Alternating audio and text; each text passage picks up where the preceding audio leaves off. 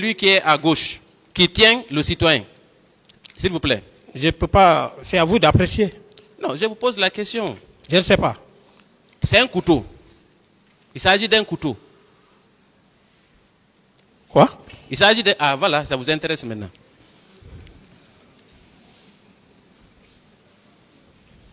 Non. Ce n'est pas un couteau? Non, je n'ai pas vu un couteau ici. Moi, j'ai vu un couteau. Je n'ai pas vu un couteau. Vous n'avez pas vu un couteau? Peut-être que nous n'avons pas la même vision. Non. Très bien. Moi, je considère que c'est un couteau. Non. Est-ce que vous voyez derrière, entre le couteau et le ceinturon de l'agent, est-ce que vous observez une image derrière? Regardez très bien. Moi, je n'ai pas à faire... S'il vous plaît. Je ne peux pas faire une étude sur ça. Là. Ce n'est pas une question d'étude. On est en train de... C'est pédagogique. Je n'ai pas de réponse. Très bien. Moi, j'observe le buste d'une personne qui ressemble à une femme couchée par terre. Une femme couchée par terre. Ah, voilà. Non. Ce n'est pas un buste? Non. Très bien. Le tribunal appréciera, le tribunal a déjà une copie. Ensuite, oui, sur l'épaule du même agent qui a le couteau, il y a un béret rouge en arrière-plan. Il y a un béret rouge en arrière-plan. Cela signifie qu'au moment de cette interpellation, vous étiez mélangé avec les bérets rouges. Moi, vous pouvez observer, non, vos agents d'abord. Regardez sur l'arrière-plan. Un béret rouge derrière. La question? La question? Non, non, je vous montre, après je viendrai aux questions. Il faut qu'on s'accorde d'abord sur le contenu de l'image avant que je pose les questions. Est-ce que vous avez vu le béret rouge? Bon, moi, je n'ai pas ma lunette ici, je ne peux pas... Comment? Vous n'avez pas? Je ne vois pas bien. Peut-être qu'on peut vous envoyer des lunettes. Je n'ai pas vu. Vous avez besoin de lunettes peut-être?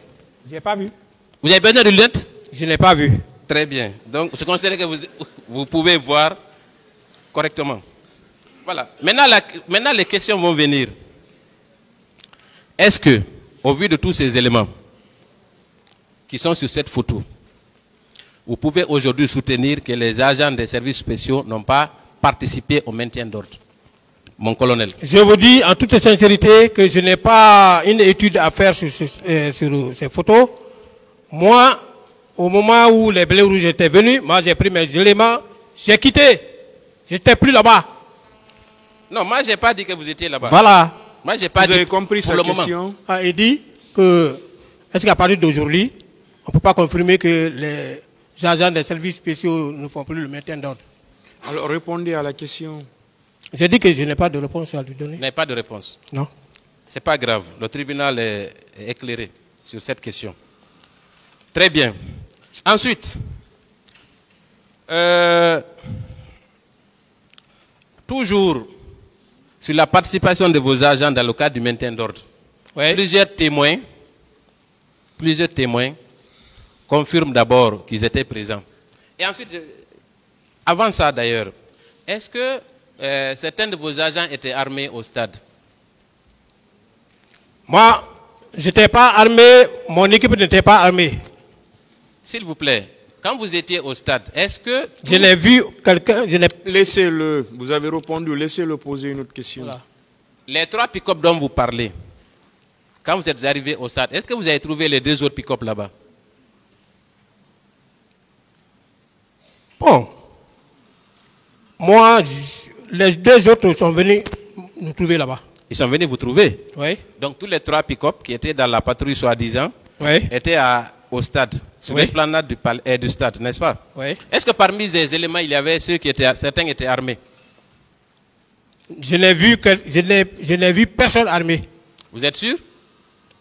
J'ai dit, je n'ai vu personne armé. Très bien. Donc, maintenant, moi, je vais vous lire certains extraits de procès-verbaux d'audition de partie civile, et pas des moindres, Oui.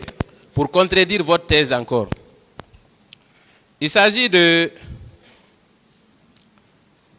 Mamadou Yaba a déclaré, ce jour aux environs de 13 h, alors que les gendarmes portaient des t-shirts noirs sur lesquels était mentionné anti-drogue, tiraient à balles réelles dans toutes les directions. Qu'en pensez-vous? Je ne peux pas confirmer. Encore une fois de plus. Vous ne pouvez pas non plus infirmer. Ou bien vous pouvez infirmer. Je n'ai vu personne tirer. D'accord. Hein? Ensuite, pour dire qu'il y a des manifestants, il y a des agents des services spéciaux qui ont tiré. Je n'ai vu personne. Il y a le leader aussi, Baouri, qui déclare dans son procès verbal d'audition ce qui suit. Il y avait aussi des gendarmes, c'est un extrait. Il y avait aussi des gendarmes, certains étaient armés, d'autres non. Certains qui étaient armés étaient dans le groupe de Tchéboro. Ça, c'est également une partie civile, organisatrice de la manifestation, qui a déclaré ceci. Qu'est-ce que vous en pensez aussi? Ce ne sont que des généralités. Moi, ce ne sont que peut-être des hypothèses. des hypothèses. C'est des hypothèses, Monsieur le Président. Encore une fois de plus, moi j'ai dit, vous parlez de généralité, les agents de Tchéboro. Moi, je parle de mon cas. La responsabilité là, pénale, elle est individuelle, elle est personnelle. Non. Il fallait, non, si l'enquête, il fallait rechercher tous ces éléments-là, les faire comparaître. Moi, je parle de mon cas. D'autres questions? Voilà, Merci. l'acte que j'ai posé pour que je sois ici. Ça vient, ça vient. Ne vous pressez pas. Vous savez, c'est par étapes. Oui. Très bien. Alors, on a parlé de la photo. Venons-en maintenant aux bérets rouges quand ils sont arrivés. Vous avez dit ici, on ne va pas refaire tout le récit, mais que vous avez déclaré vous-même, j'ai écouté la vidéo hier, que c'est quand les bérets rouges sont venus que vos actions ont été annulées. Qu'est-ce que ça signifie? Ça veut dire que les efforts ont été annulés. Les efforts de qui? Les efforts. Hein? Les efforts de qui ont été annulés? Nos efforts. Vous aviez fait quel effort en ce moment? L'effort qu'on a eu à faire, Oui. c'est l'encadrement des manifestants. Oui. Si nous restions à cette position-là, ce qui s'est passé n'allait pas se passer. Mais vous savez, mon colonel, avant que les bérets rouges ne viennent, il y avait déjà, notamment au stade, il y avait déjà 2 personnes qui avaient été tuées. Donc l'arrivée des bérets rouges n'a fait qu'aggraver la situation. Est-ce que vous êtes conscient de ça? Non, moi je n'ai vu aucun corps, encore une fois de plus. Très je bien. répète et je réitère. Très bien.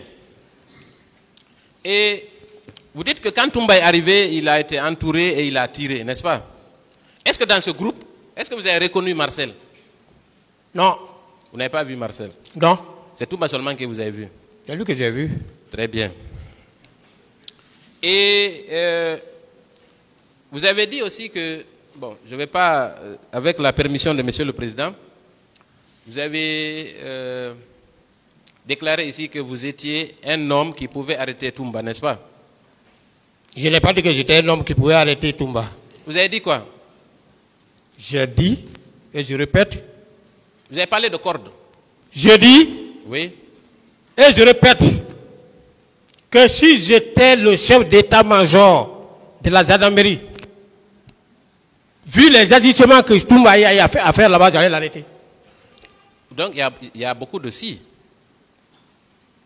N'est-ce pas? Vous dites? Il y a beaucoup de si. Être chef d'état-major, déjà, c'était impossible pour vous à l'époque? Oui ou non? Vu qu'on ne vous proposait à aucun poste. Non, vous n'avez pas compris. Si.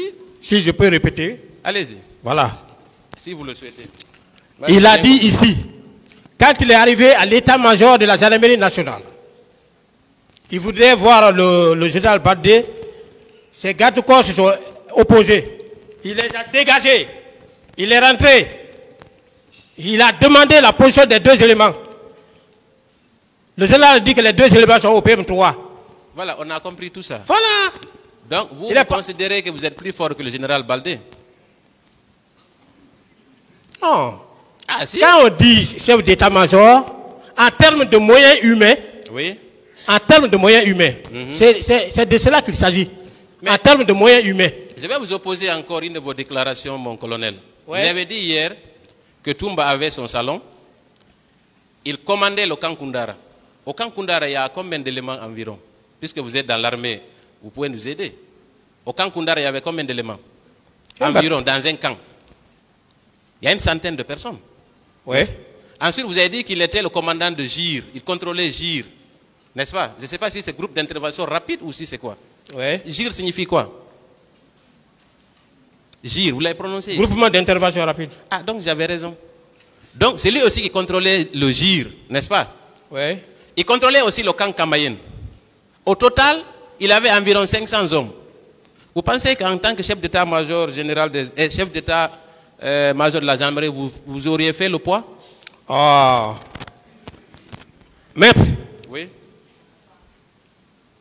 Monsieur le Président. Il n'a pas fait appel à toutes ces unités-là pour l'accompagner. Comment? Il n'a pas fait appel à tous ces éléments-là pour l'accompagner à l'état-major de la gendarmerie nationale. Mais tous ces éléments-là étaient acquis à sa cause, selon vous. Oui, donc mais vous n'auriez pas non. osé. Est-ce que ce n'est pas ce qui a dissuadé d'ailleurs le général Baldé? Non. D'accord, merci. Non. On va poursuivre. Et vous avez parlé d'une altercation qu'il y a eu entre vous et Toumba. Oui. Au camp. C'était dû à quoi? J'ai déjà expliqué. Vous savez, ici, tant que vous n'avez pas quitté la barre, on vous posera des questions. Je n'ai plus de réponse D'accord. pour cette question. Vous savez, votre mentor est passé par ici. C'était le même langage, je n'ai pas de réponse. Il a fini par répondre. Mon mentor, c'est qui? Moussa Dadis Camara. Il n'est pas mon mentor. Ah, d'accord, merci. C'est vous qui le dites? Puisque vous dites que c'est un homme de Dieu. Même vous, vous êtes un homme de Dieu. Ah bon? Oui. Je ne savais pas. Très bien. Vous avez dit que c'est à propos des bérets que vous portiez. Il a été question d'empêcher vos éléments, en tout cas les éléments de votre service, de porter les bérets rouges, oui ou non? Ce n'est pas ce qui a causé cette altercation? Non. D'accord. On va vous communiquer encore une photo. Je sais que vous avez dit que ce n'est pas vous. Mais on va la communiquer quand même et la commenter ensemble. Monsieur le Président, avec votre permission, on va encore communiquer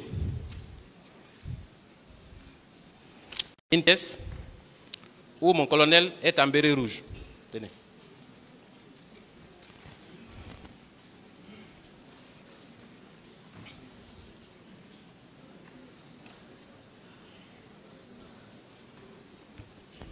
Vérifiez bien avant d'envoyer. Monsieur le Président, une minute, s'il vous plaît.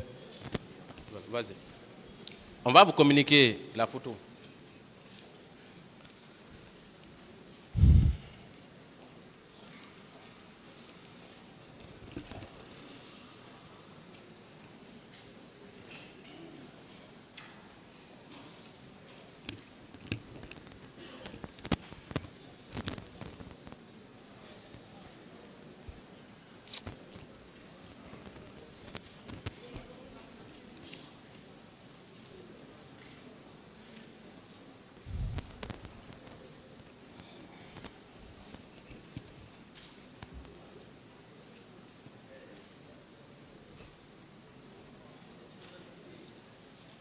Voilà, quand vous avez la photo, je pense qu'on peut commencer. Est-ce que vous reconnaissez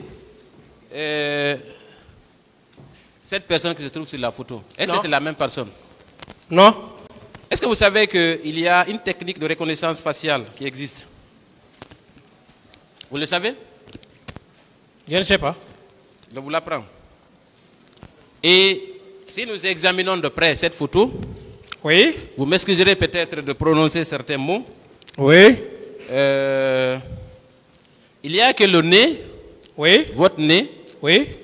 et celui qui se trouve sur la photo sont identiques, ainsi que les yeux.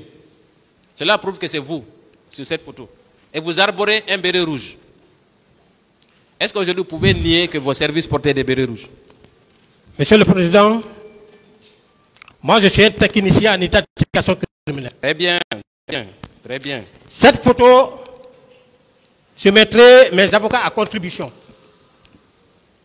Pour que, si réellement c'est un militaire, que l'intéressé vienne ici pour confirmer. Mon colonel. Effectivement que c'est lui, c'est pas Blaise. Vous voyez, c'est pas moi. Vous étiez plus jeune ici. C'est vous. Vous étiez plus jeune. Peut-être que c'est l'âge qui a fait que peut-être que les choses ont changé un peu. C'est vous. Maître. Vous avez un béret rouge sur la tête, mon colonel. Pourquoi vous ne voulez pas reconnaître ça? Maître. Oui. Tous ceux qui ont connu Blaise, dans le temps passé, Blaise ne s'est jamais habillé comme ça. Je n'ai jamais porté P.A.B.A.K. sur moi, en train de me promener. Non? Non? Je n'ai jamais porté. Cette photo que vous voyez, c'est quelqu'un qui a l'air d'être parmi ceux-là qui étaient à la garde présidentielle. C'est comme ça qu'il s'habille. Je n'ai jamais porté P.A.B.A.K. sur Blaise, même quand j'étais sergent. Je ne portais jamais. Mon colonel. On m'a expliqué. Attendez. D'accord. On m'a expliqué. Le salme est là.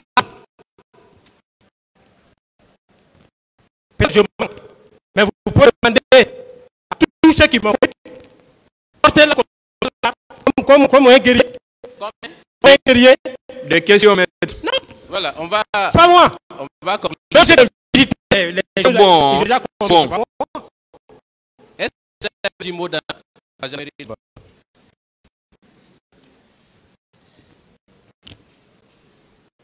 Je n'ai pas de jumeaux. C'est vous alors. Voilà, on va continuer.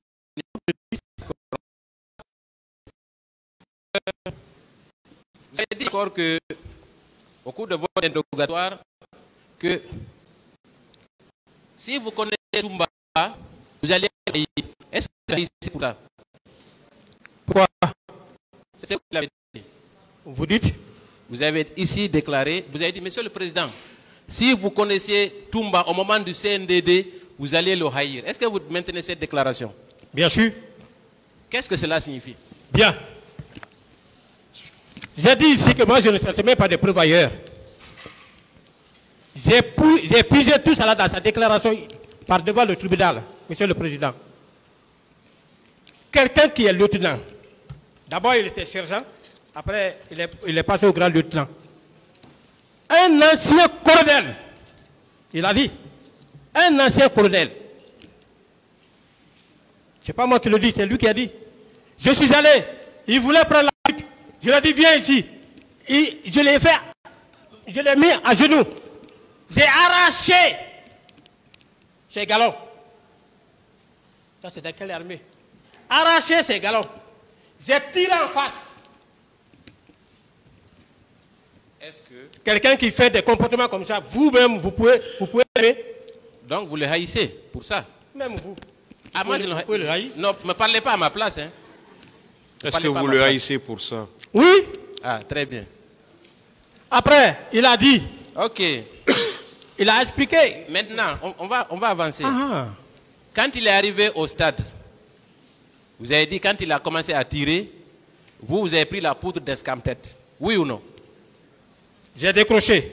Très bien. Avec l'ensemble de vos éléments. Oui. Vous avez laissé les manifestants dans la détresse, n'est-ce pas? Non. Ah, vous les avez laissés dans la joie?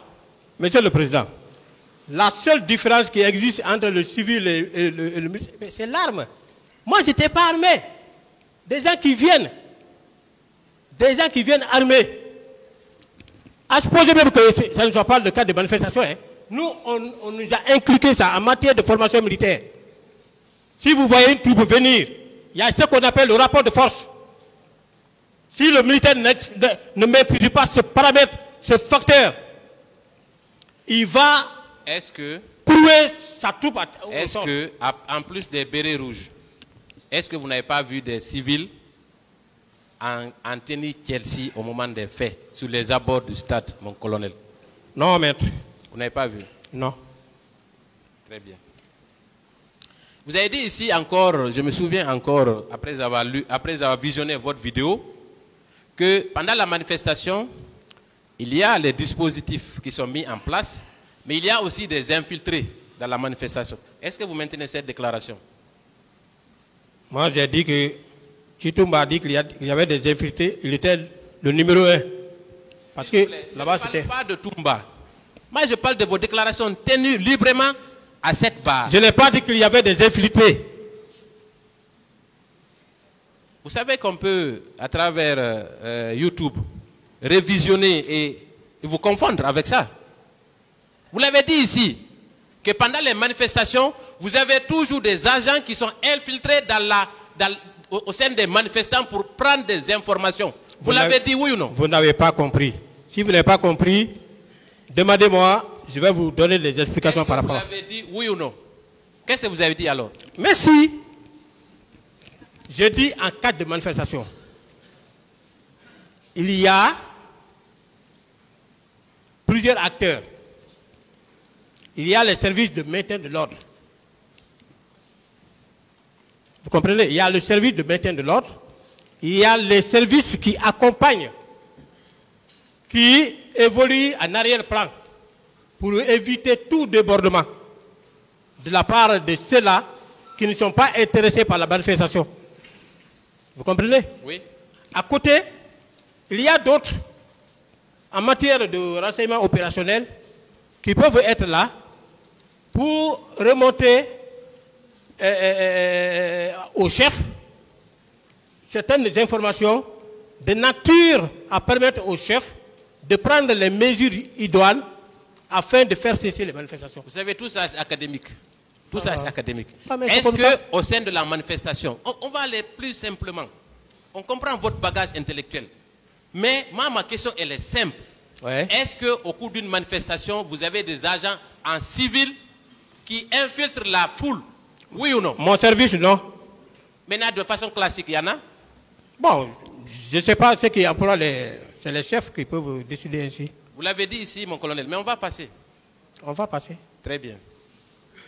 Trop de contradictions Non. et de dénégations. Très bien. Maintenant, quand Toumba est venu, vous avez dit que en infériorité numérique, vous avez préféré sauver votre vie et laisser les citoyens en détresse. Ça, c'est connu de tous. Après, on vous a posé la question, qu'avez-vous fait après? Vous avez dit que vous n'avez rien fait. Que le fait qu'il y avait un chef était suffisant pour ne rien faire, n'est-ce pas? C'est pas ce que vous avez dit? Mais après là-bas, j'ai rendu compte de ce que j'ai vu. Est-ce qu'en tant qu'OPJ, je sais que vous avez parlé tout de suite du procureur. Est-ce que vous avez porté au procureur les informations que vous aviez au moment des faits?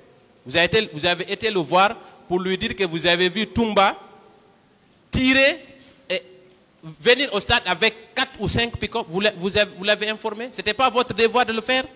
Non, mais je n'étais pas le seul là-bas aussi. Mais il n'est pas question d'être seul. Vous, je ne pouvais pas le faire et je ne l'ai pas fait. Qu'est-ce qui vous empêchait de le faire? Je ne pouvais pas le faire. Qu'est-ce qui vous empêchait? Mais lui-même, en flagrant délit. Le sens du devoir. En flagrant délit, il a posé quel acte? Le sens du devoir. Est-ce que vous l'avez informé? Les OPJ qui étaient là-bas, ils ont posé quel acte? Décidément, c'est difficile. Ah, voilà. D'accord. Quand il y a eu la commission nationale d'enquête, quand elle a été créée, il a été demandé à toutes les personnes qui avaient des informations précises sur les auteurs et commanditaires de ces actes de se présenter à la commission. Est-ce que vous êtes allé à la commission, mon colonel? S'il y a eu un communiqué qui est passé pour dire des choses comme ça, moi je n'ai pas entendu. Vous n'avez pas appris la création de la commission nationale d'enquête? Ah, le problème n'était plus à mon niveau. Est-ce que vous avez appris la création de cette commission? Quand l'acte s'est passé, j'ai entendu à la radio, le président disait que dans les jours à venir, je vais faire venir une commission internationale d'enquête. Mais elle est venue quand? Elle a quitté quand? Moi, c'est... Mon colonel. Oui, maître. Étant à la présidence, au moment des faits, oui, une commission est créée pour faire la lumière sur les tueries du stade. Vous affirmez ici que vous n'étiez pas au courant? Mais je n'étais pas au courant. Vous n'étiez pas au courant? Non, je n'étais pas au courant. Très bien, on va poursuivre. Voilà. Très bien. Là également, zone d'ombre. On continue. Est-ce que vous avez appris que le procureur général a ouvert une enquête pour justement faire la lumière en 2010, en février 2010, pour faire la lumière sur ces faits? Est-ce que vous avez appris ça aussi? Étant entendu qu'à l'époque, vous étiez déjà procureur, oui ou non? Non. Vous occupiez quel poste à l'époque, en 2010? 2010. En février 2010. 2010. En 2010, moi, je n'avais aucun poste. Vous étiez en service où? Vous n'étiez pas au PJ à l'époque? Non. 2010, moi, j'étais dans les différentes formations. Hein. 2010. Ouais, hein. Mais vous avez appris l'ouverture d'une enquête par le parquet général. Quand on est dans les écoles de formation, là, on s'intéresse peu à des problèmes comme ça. Vous avez été... En 2010, je faisais mon CFCI. Après, je suis allé Vous avez ailleurs. prêté serment en tant que procureur militaire en quelle année? Je pense que c'était en 2015. 2015. 2015. C'est récent. Oui, mais votre interrogatoire aussi est récent. Hein? Votre interrogatoire devant le juge d'instruction aussi, c'était à la même année? Oui. Donc, vous étiez au courant? Non. Moi, je n'étais pas au courant. Vous n'étiez pas au courant qu'il y avait une enquête autour de cette affaire? Je vous dis, je n'étais pas au courant dans la mesure où personne ne m'a appelé pour aller donner ma version des faits à cette commission. En 2014, mon colonel, vous Ouais. occupiez quel poste de responsabilité? 2014, je pense que 2014, là, j'étais maintenant désigné pour la formation des magistrats militaires. Voilà. Donc, vous étiez ici, à Conakry, ici, Oui, c'était là. n'est-ce pas? Oui.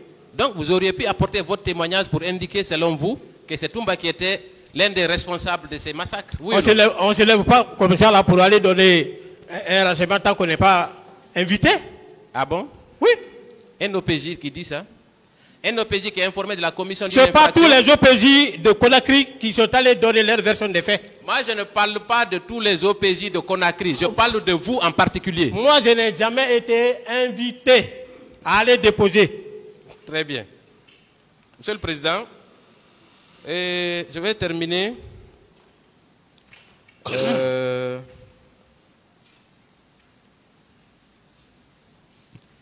Vous avez dit ici que Toumba Diakité, et c'est par là que je vais terminer,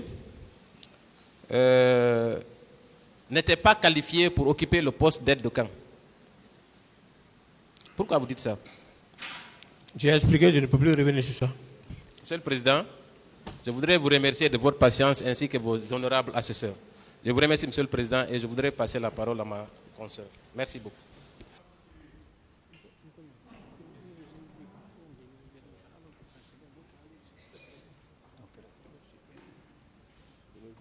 Monsieur le Président, je vous remercie de nous donner la parole pour essayer de poser quelques questions à M. Thieboro Camara. On va se relayer, évidemment. Nous poserons quelques questions. Voilà, merci beaucoup. Voilà, M. Thieboro Camara. La première question que j'ai envie de vous poser est celle-ci. Où avez-vous dormi la nuit du 27 septembre 2009?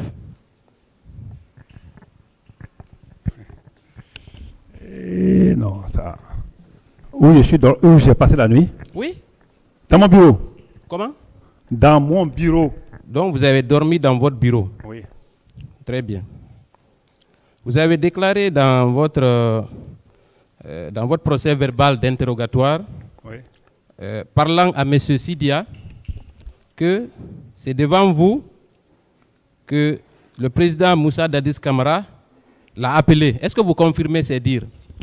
J'ai une fois répondu à cela que c'était juste parce que les juges d'instruction ne m'ont pas compris. Et celui qui a passé le téléphone à Dadis, comme les gens le disent, Thibou peut le témoigner. Et j'ai encore insisté que je venais rarement au camp les nuits. Dès lors qu'on m'a fait sortir du camp, moi je ne m'intéressais pas trop au camp la nuit si je ne suis pas appelé. Donc vous dites que vous veniez rarement au camp. Alors pourquoi spécifiquement le 27 septembre vous êtes venu au camp? Pourquoi? Vous le confirmez? Ah, mais c'est ce que vous dites, vous avez dormi là-bas, c'est pas ce que vous avez dit tout Non, le bureau n'était pas quand il dit au camp, c'est où se trouve le bâtiment. Il y avait un mur séparatoire. Attendez. Entre le régiment, c'était le régiment, où c'était mon Moi, je n'ai pas parlé de régiment, mon colonel, s'il vous plaît. Est-ce que vous avez dormi, oui ou non, au camp le 27 septembre Si, 2009. si. Alors, Mon bureau était au camp, mais pas dans... non, moi, les les mêmes détails loges là, que le régiment. s'il vous plaît, ça ne m'intéresse pas. S'il vous plaît.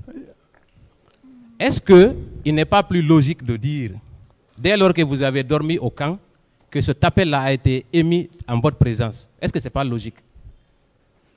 Non, je vous ai dit que ce n'est pas à l'enceinte du régiment et que c'était en dehors. Mon bureau était en dehors du camp. Après mon accrochage avec les hommes de Touma, avant le 28 septembre, on m'a fait déménager vers l'autre côté du camp. Je répète encore. Vous avez dit avoir passé la nuit au camp, n'est-ce pas? Deuxièmement, dans votre procès verbal d'interrogatoire à la page 3, premier paragraphe, que le président va me permettre de lire. J'ai rappelé M. Sidia Touré que c'est devant moi qu'il a été appelé pour lui demander un report de cette marche à la mesure où le 28 septembre est une date historique. Ce n'est pas vous qui avez dit ça devant le juge d'instruction? Est-ce que j'ai nié? Je n'ai pas nié. Donc vous n'avez pas nié. J'ai simplement dit qu'ils ne m'ont pas compris. Et ce n'est pas comme ça, j'ai dit, c'était pas à côté à l'instant T. Et j'ai dit ici, moi je pense que ça n'a aucun trait avec toutes ces infractions qu'on fout sur ma tête. Moi je ne suis pas arrivé aux infractions. Est-ce que quand le juge d'instruction ils ont fini leur travail, est-ce qu'on a relu le PV pour vous avant de signer? J'ai répondu aussi à la question là, parce que j'ai dit que c'était reprenez. vers les 23 h, même la partie inculpée, je t'ai dit non. La partie inculpée, c'est après que je me suis rendu compte. Est-ce qu'ils... Je n'étais pas non seulement assisté par un avocat.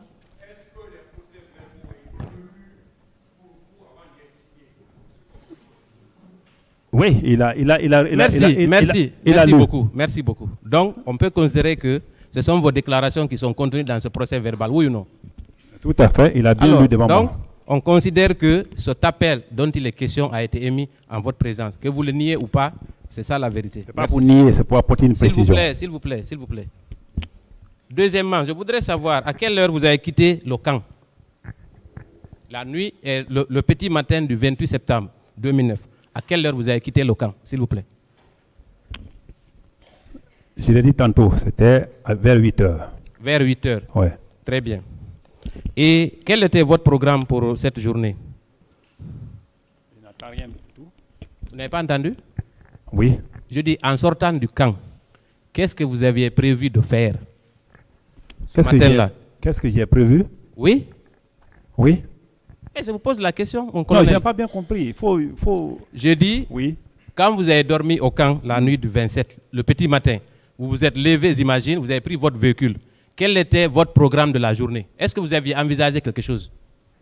Je l'ai dit tantôt que je suis sorti du camp dans le but d'aller chez moi, prendre, comme d'habitude d'ailleurs, prendre un bain, petit déjeuner, jouer avec ma fille et ressortir. D'accord, merci beaucoup.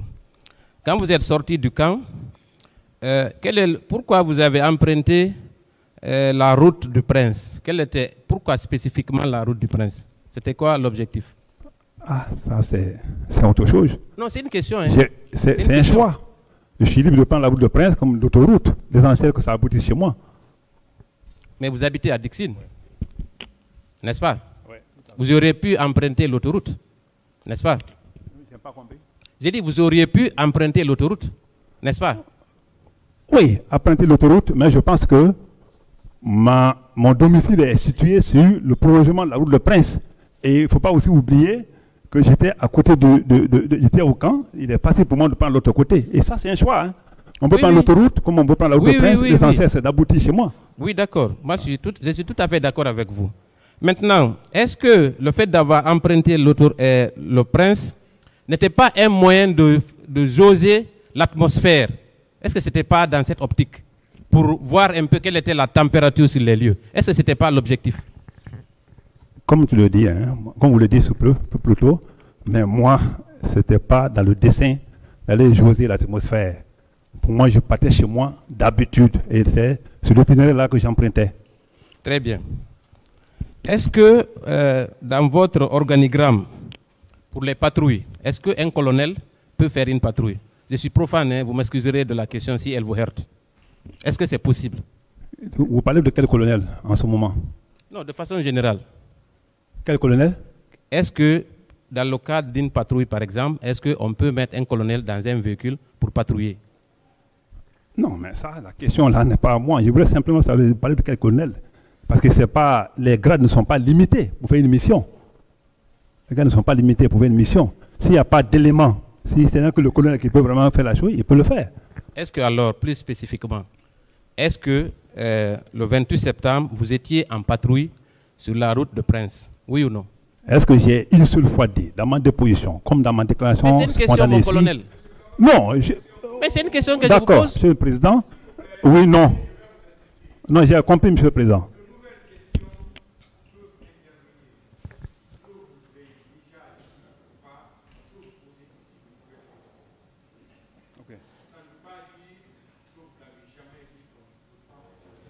D'accord, compris.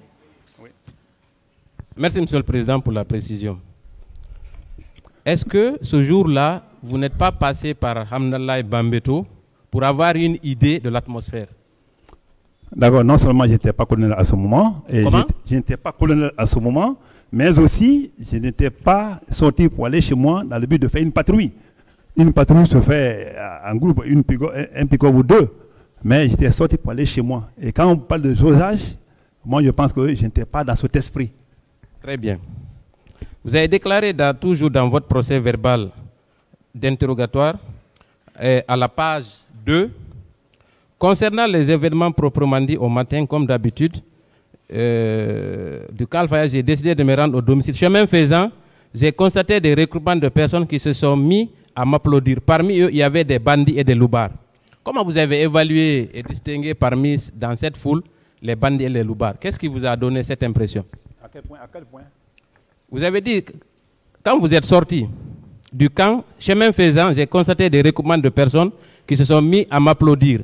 Parmi eux, il y avait des bandits et des loubards. Comment vous avez pu distinguer dans ce groupe-là les bandits et les loubards et d'autres manifestants? Comment vous avez su? Parce que simplement, comme j'ai dit tantôt, le constat que j'ai fait là-bas et qui a prouvé que les gens étaient déjà en mouvement, en position de marche, c'est parce que le groupe qui était en côte de la route ont applaudi. Mais derrière là-bas, il y avait déjà un pneu qui brûlait. Moi, ça me permet en tant que spécialiste que c'est vraiment les loubards. Est-ce que ce n'est pas ce qui a motivé votre attitude qui consistait à appeler 2 pick-up, notamment au niveau de Hamdallah? Est-ce que je t'ai dit que j'ai appelé des pick-up au niveau de la Je n'ai pas appelé des pick-up au niveau de Hamdallah. Cela ressort des procès verbaux d'audition de partie civile au niveau de Hamdallah. Ah, de partie civile? Oui, effectivement. Non, cela ne vient pas de moi. Si j'ai appelé, ce appel ne vient pas de moi. D'accord, très bien. On va venir à vos services de patrouille. Vous avez indiqué ici que pendant plusieurs mois ou peut-être des années, il y avait 2 types de patrouilles, la patrouille nocturne et la patrouille diurne. Est-ce que c'est vrai? Si. Quel est le rôle, quel est l'objectif pour les patrouilles diurnes? Quel est l'objectif? La patrouille diurne? Oui. Mais c'est un moyen de rassurer les citoyens. Il y a souvent les polices de proximité. À l'époque, il n'y avait pas de police de proximité. La patrouille diurne a rassuré les citoyens. Et à l'époque, il ne faut pas oublier, bien on fait semblant d'oublier, à l'époque, il y avait souvent les attaques nocturnes, les attaques diurnes. La Guinée et toute la population le sait. Même vous-même, vous le savez. Attendez, pour les patrouilles diurnes là, c'est de quelle heure à quelle heure? Je voudrais savoir, campez-nous un peu l'intervalle. C'est de quelle heure à quelle heure? C'est de quelle heure à quelle heure, s'il vous plaît? La patrouille diurne, oui. Ça, je pense que le responsable de la patrouille pourra vraiment vous dire ça. À ce que je sache, mon colonel. À ce que je sache, mon colonel. Mais si je ne connais pas exactement de quelle heure à quelle heure, il n'y a pas d'heure exacte pour dire vous sortez à telle heure, vous rentrez à telle heure. Alors, habituellement. Dans ce cas, pour mieux vous élucider, il faut mieux se référer au commandant de la patrouille qui a été même entendu par les juges d'instruction. Je pense que son PV peut vous éclaircir plus. Maintenant, c'est que moi je voudrais savoir, est-ce que c'est vous qui êtes le responsable, qui étiez le responsable des services spéciaux de l'époque? C'était vous le responsable, oui ou non? C'était pas vous le responsable de ce département, de ces services spéciaux, c'était pas vous? Absolument. Alors, quand il y a des patrouilles, on ne vous rend pas compte? Quand la patrouille? Oui, oui. Si.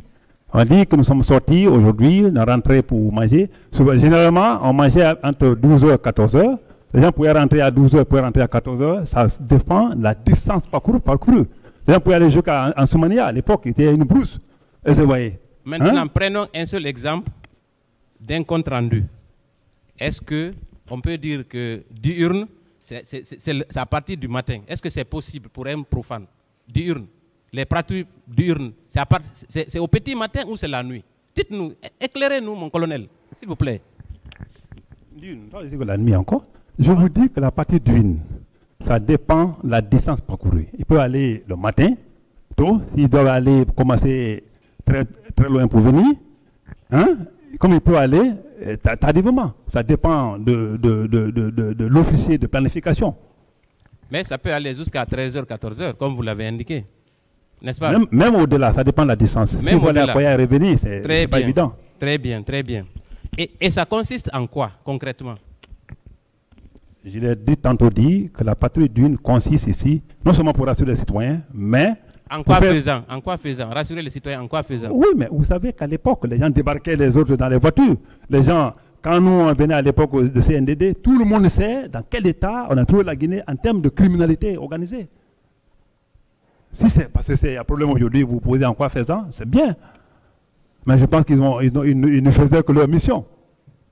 Vous savez, moi je reste toujours sur ma faim parce que le 28 septembre, la patrouille diurne dont il est question, elle devait quitter de quel endroit à quel endroit? Est-ce que vous avez une idée? Je pense qu'il y avait un responsable de patrouille qui a été entendu devant le tribunal, devant le pouls de juge d'instruction. Je pense qu'il faut se référer à sa déposition. Il ne vous a jamais fait de compte rendu? Ce jour? Oui. Oui. Ce jour? Oui. Non. Après, le lendemain, par exemple, des événements, il ne vous a pas fait le compte rendu de la patrouille? Mais mon frère, ces détails-là, comme tu dis comme ça, la patrouille nocturne, la patrouille d'huile, le jour du 28 septembre, avec tout ce qui s'est passé là, et vous voyez, pendant que les gens sont en train de réfléchir, parce que un ou deux ou quelques citoyens ont trouvé la mort, c'est à ce moment qu'il faut dire, j'ai fait la patrouille, on a trouvé un bandit ici, ou bien on a trouvé un sac de chambre indien par là. Donc, je n'ai aucune idée par rapport à ça. Donc, vous ne contrôliez pas vos services alors? Si. D'accord. Ça veut vraiment pas dire. Le tribunal appréciera. Okay. Deuxièmement, vous avez indiqué ici que vos patrouilles diurnes n'avaient pas en leur possession des armes. Est-ce que vous confirmez ça? C'était des consignes données. La patrouille diurne sans armes et la patrouille nocturne armée. Parce que deux fois, on était affaire aux grands bandits. Je pense que le peuple de Guinée s'en souvient encore. Donc, comment expliquez-vous alors la présence de vos éléments à côté du stade en armes? Comment expliquez-vous ça? Vous avez des preuves qu'ils étaient au stade en armes? Oui. Ok. D'accord, Monsieur le Président. Je n'ai vu personne en armes parce qu'à ce niveau, il n'y aurait pas de moi. Alors, comment étaient-ils équipés? Quoi? S'ils ne sont pas en armes, ils sont équipés de quoi? Si les gens ne sont pas en armes, oui, ils sont équipés de quoi? Ils peuvent être en quoi? Ils sont sans armes. Donc, vous expliquez que cette patrouille, vous avez 5 agents dans un pick-up qui font de la patrouille, même pas un couteau avec eux. Vous pensez que cela est logique, mon colonel? Mais, mon frère, je pense qu'il ne faut pas juste chercher de l'os dans le foie. Je te dis que la patrouille relevait de la compétence administrative ou opérationnelle d'un officier supérieur, ou un officier à l'époque. Et cet officier a passé devant le pouls de juge d'instruction. Et je pense que à ce niveau, à ce jour-là, est-ce qu'ils étaient en armes ou pas, ne relève pas de moi, parce que moi, je ne les ai pas vus en armes.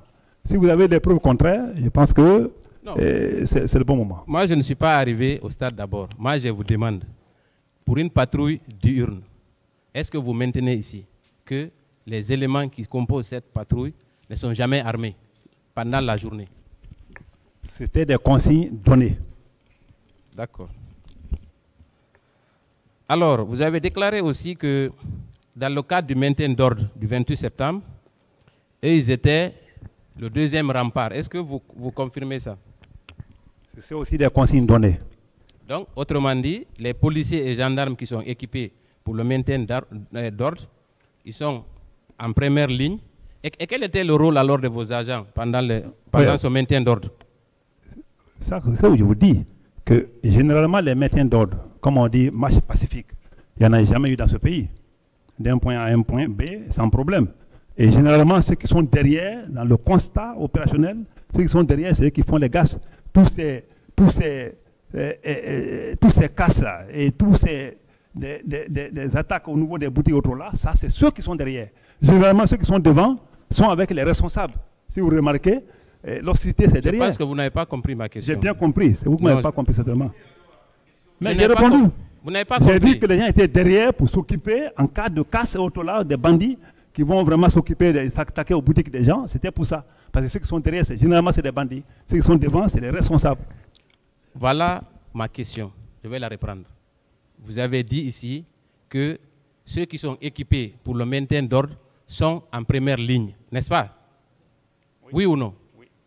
Maintenant, vos agents sont à quel niveau? Est-ce qu'ils sont à la seconde ligne ou pas? Dans le cadre du 28 septembre, ils étaient où? Mais c'est ce que j'ai dit. Si ça c'est des consignes données, de rester toujours derrière, voir si un magasin ou une boutique ne peut pas être attaqué après par les bandits. Donc, ce qui signifie, on peut conclure que vos agents et vos éléments ont participé au maintien d'ordre le 28 septembre, oui ou non? Ça, ce n'est pas de maintien d'ordre. Ça, c'est notre mission régalienne en termes de charger du grand banditisme. Attendez, pour que je comprenne. Quand même, vous confirmez qu'ils étaient sur les lieux le 28 septembre, oui ou non? Je pense que je l'ai dit tantôt. Non, mais répétez, mon colonel, s'il vous plaît. D'accord. Ils étaient sur les lieux, oui ou non? Oui, derrière, pour vraiment encadrer le truc et veiller sur les casses. Dans combien de pick-up? Sur l'artère, là, je pense qu'il y avait 2 pick-up. Je l'ai dit tantôt. Et dans l'autre artère? Parce qu'il n'y avait pas que l'axe Le Prince, il y avait aussi la route. L'autre aussi, 2 pick-up. On n'avait pas beaucoup de pick-up. Donc, finalement, au lieu de 2 pick-up, on a 4 pick-up. N'est-ce pas? Non. Est-ce que les 4 pick-up étaient là-bas? Je le confirme? Mais c'est vous qui le dites. Non, c'est pas moi. C'est ça qui a dit. Et l'autre artère. L'autre artère, c'est l'autoroute. Oui. Mais c'est les abords du stade? Non, non, non. Ils étaient où, la jonction. Les 2 pick-up étaient où alors? Ceux qui étaient sur l'autoroute là, ils étaient à quel endroit? Est-ce que je le sais? Je t'ai dit que la mission régalienne de ces gens-là, c'est pour faire la patrouille nocturne d'une. Si les 2 pick-up étaient vers Koya ou je sais où, ça, je ne sais pas. Mais ils étaient quand même en mission, n'est-ce pas? Quoi? Ils étaient en mission quand même. Tout le monde, comme tous les jours. Tout le monde était en mission? Oui. Y compris tous vos éléments? Quels éléments? Les agents des anti-services spéciaux, ils étaient sur le terrain, n'est-ce pas? Ils étaient en mission. On va temporiser le débat. Laissez-moi vous dire juste, laissez-moi vous expliquer juste le petit passage là. Je t'ai dit, et je le réitère devant qui que ce soit, que ce jour, il n'y avait que 2 pick-up sur la terre là. Parce que généralement, et de façon traditionnelle, il y a 4 pick-up qui sortent. Est-ce que vous voyez? Qui sortent 2 de l'autre côté, et l'autoroute, et 2 sur la route de Prince. Est-ce que vous voyez? Alors, s'il y a vraiment manifestation comme ils ont fait à Bonfim et autres, dans beaucoup de cas, je pense que les 2 là avaient comme consigne, vous restez derrière pour veiller sur les différentes casses. Il ne faut pas que les gens s'attaquent aux boutiques des pays citoyens. Donc, les 2 qui étaient aux abords du stade avaient pour mission de sécuriser, selon vous, les boutiques qui sont sur l'esplanade du stade, n'est-ce pas? Je n'ai pas dit les boutiques qui sont sur l'esplanade du stade. Il faut qu'on soit précis. Mon frère, alors, parlons de façon précise ce qu'on dit, parce que c'est une question de vie ou de mort. Je ne veux pas que vous m'emmeniez sur les pistes qui n'est pas la mienne. Non, moi je ne vous amène nulle part. Hein. Okay. Ce n'est pas moi qui vais vous amener. Voilà. Ensuite, je voudrais savoir, vous avez parlé de M. Toumba Diakité, n'est-ce pas? À la page 4 de votre procès verbal d'interrogatoire, que le président va me permettre de lire, il est mentionné, 2e paragraphe pour les confrères de la défense. Toumba tenait à tout prix à embarquer ses leaders politiques pour les envoyer ailleurs ce à quoi je suis farouchement opposé parce que je le connais. Qu'est-ce que cela signifie, mon colonel? La réponse a été donnée, comme le président a dit de répondre tout. Et je pense qu'au stade, qu'on appelle là, devant Amourage Paré, ce qui s'est passé là-bas, c'est parce que nous sommes là aujourd'hui. Non, écoutez. Suivez-moi, j'ai fini là. Non, moi je ne suis pas arrivé à Ambroise, ça c'est une autre question. C'est au stade. Quand vous êtes venu au stade... Est-ce que j'ai dit là-bas au stade? Oui. Il faut relier. Non, je suis calme, monsieur le président. Page combien? Bon, je vais lire tout le paragraphe. Peut-être que vous allez vous retrouver. Très bien. Le premier que j'ai rencontré fut Selouda Lendiallo, c'était vers la porte. La porte, on parle du stade. Il m'a fait part du comportement des loupards qui sont les bérets rouges de Toumba. Je n'avais même pas vu ce paragraphe. Voilà. J'ai expliqué que je les ai toujours dit que cette armée est incontrôlée. Entre-temps, Sidia Touré, mais un peu blessé, je les ai mis à la disposition de quelques-unes de maisons pour les diriger vers ma voiture. Non loin de là, j'ai récupéré Jean-Marie Doré, que les gens frappaient. Revenant sur mes pas, j'ai trouvé Dalin à terre, à qui on administrait des coups de bâton. J'ai donné un coup de pied à ce béret rouge qui le frappait. Je précise que moi-même, j'ai reçu plusieurs coups. Ensuite, maintenant, le paragraphe se poursuit. Toumba tenait à tout prix à embarquer ses leaders politiques pour les envoyer ailleurs, ce à quoi je me suis farouchement opposé parce que je le connais. Il m'a traité de traître, mais je n'ai pas lâché prise. Qu'est-ce que cela renvoie? J'ai donné ce paragraphe par rapport à notre intégration devant choses qu'on appelle là. Quand nous ont poursuivis jusqu'au niveau de Amourage Paré. Non, mon colonel, je suis désolé. Non. Ça, c'est dans l'enceinte même du stade que vous l'avez dit. C'est dans votre procès verbal. Non, mais je n'ai pas dit là-bas à l'enceinte du stade. C'est un paragraphe qui est isolé. Mais c'est dans le stade. Non. D'abord pour les embarquer. Monsieur le Président, il est en train de lui donner des réponses. Non, s'il vous plaît. Non, éloignez-vous. Non, s'il vous plaît. Ce n'est pas à vous de répondre à la place de l'accusé. Oui. Monsieur, je vais te situer par rapport... Gardez une distance. Vous demandez d'observer une distance là.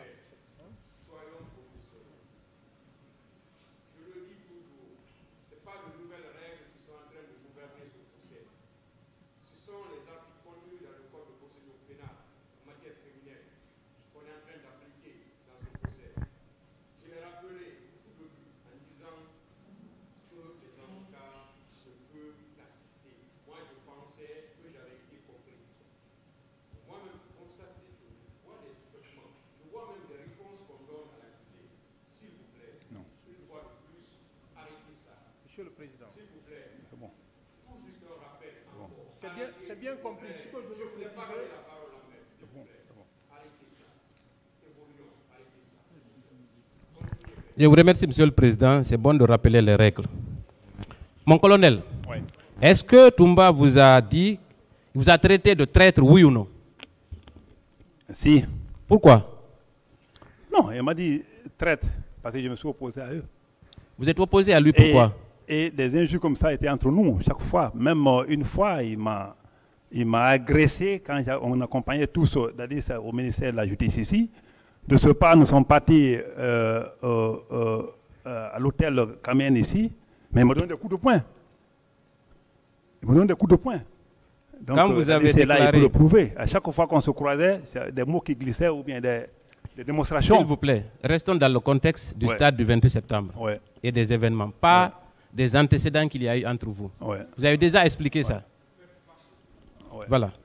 La question que moi je voudrais vous poser, est-ce que vous maintenez cette déclaration que Toumba tenait à tout prix à embarquer ses leaders pour les envoyer ailleurs, ce à quoi je me suis farouchement opposé parce que je le connais? Est-ce que c'est de vous? Bon, je vous dis oui, jusqu'à preuve du contraire. Merci, merci beaucoup. Jusqu'à preuve du contraire. Maintenant, qu'est-ce que cela signifie? Oui, c'est ce que je dis. Jusqu'à preuve du contraire. Pour moi, tous ceux qui étaient en bleu rouge au stade sont venus avec lui. Avec?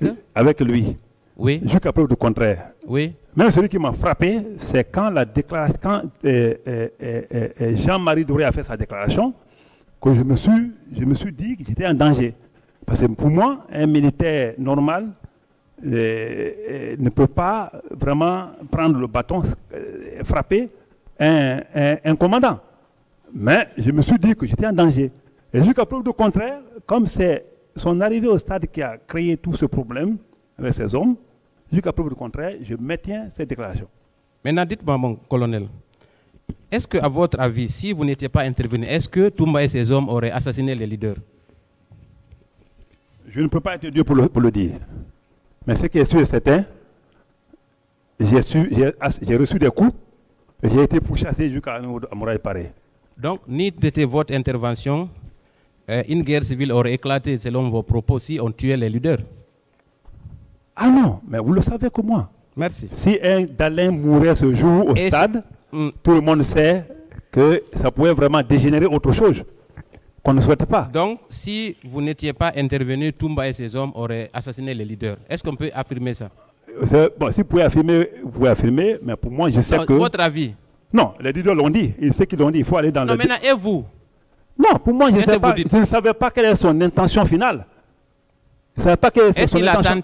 Est-ce qu'il a tenté ou ses hommes ont tenté de les tuer? Moi. Oui ou non? Moi? Non. Les hommes de Toumba ou Toumba, est-ce qu'ils ont tenté de tuer les leaders? Non, mon frère, ça c'est quelle question. Moi-même, j'ai été braqué 2 fois par arme. Voilà, donc ça résume tout. J'ai été poursuivi. Si cela ne vous suffit pas comme indice... Merci. Alors, je suis satisfait sur cette question. C'est ça. Ensuite, vous poursuivez toujours dans votre procès verbal d'interrogatoire.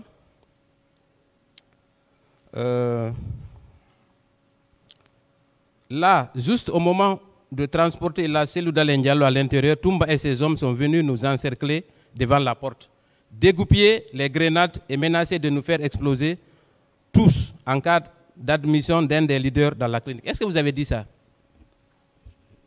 Si j'ai dit, et je pense que d'autres leaders témoins l'ont dit. Merci. Donc, vous confirmez à cette barre que Toumba et son groupe ont dégoupillé une grenade et vous ont menacé de la faire exploser si un des leaders est admis à l'hôpital, n'est-ce pas? Je l'ai dit et je pense que... Par oui ou non? Oui, je l'ai dit, mais d'autres personnes l'ont dit aussi. Très bien. Enfin, après tout, sur la même page, hein, après tout, je me suis rendu au camp Alpha Yaya Diallo pour rendre compte au capitaine. Qu'est-ce que vous êtes allé lui rendre compte? Je pense que tout le monde a rallié ce jour-là, même les ministres au camp, pour voir ce qui s'est passé et puis apporter le concours. Est-ce que ce n'est pas parce que c'est vous qui l'avez responsabilisé pour le maintien d'ordre, vous n'étiez pas allé pour lui rendre compte de ça? Est-ce que ce n'était pas le cas? Le rôle que j'ai joué là, ne mérite-t-il pas un compte rendu? Le rôle comment j'ai joué, le constat que j'ai fait ce jour-là, ne mérite pas pour toi un compte rendu éventuel? Ok, très bien. Et le dernier paragraphe qui m'intéresse sur cette page, parlant au capitaine, vous avez dit, je lui ai dit que son petit Dieu a investi le stade pour blesser les leaders et étant d'autres, impulsif qu'il est, il m'a répondu que Toumba va payer et qu'il va le mettre à la disposition de la haie. Il m'a remercié. Est-ce que M. Moussa Dadis Camara vous a dit ça? J'ai dit bien sûr dans ma déposition, il était très fâché. Parce que qui connaît Moussa Dadis, on sait qu'il est loin d'être un criminel, à moins que le contraire soit produit. Selon vous, pourquoi? Le jour-là, quand je suis parti, je l'ai trouvé déjà avec des gens. Les totos y étaient et tout. Et j'ai fait le compte rendu. Et petit Dieu, le mot petit Dieu, nous-mêmes, je disais tout le jour. Même à Sekouba, je disais que c'était le petit Dieu. Parce que me faire sortir du camp, jusqu'à peu du contraire, je ne l'ai pas digéré. Je ne l'ai pas digéré parce que c'était vraiment une manière de suivre un peu ma petite dignité, qu'on me fasse sortir du camp pour m'envoyer à un coin vraiment isolé. J'ai dit, j'appelle toujours petit Dieu. Donc ça, c'est un truc que même maintenant, je peux le réitérer devant n'importe qui. Est-ce que